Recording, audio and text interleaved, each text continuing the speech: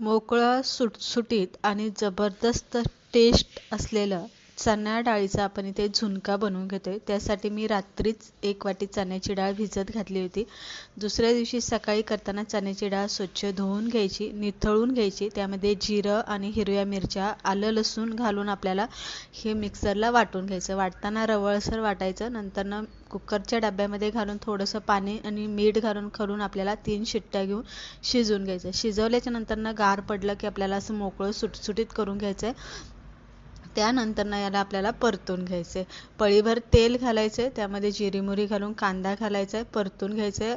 आलं लसणाची थोडीशी पेस्ट घालायची आहे. हळद, हिंग, धने पावडर, गरम मसाला, लाल तिखट, कांदा लसूण मसाला, कोथिंबीर घालून हे चांगलं परतायचं. मोकळं केलेलं पिठलं आपल्याला यामध्ये घालायचं आहे आणि 5 मिनटं परतून घ्यायचे. बघू शकताय छान मोकळं सुटसुटीत असं आपल्या इथे चणा डाळीचा झुणका बनवून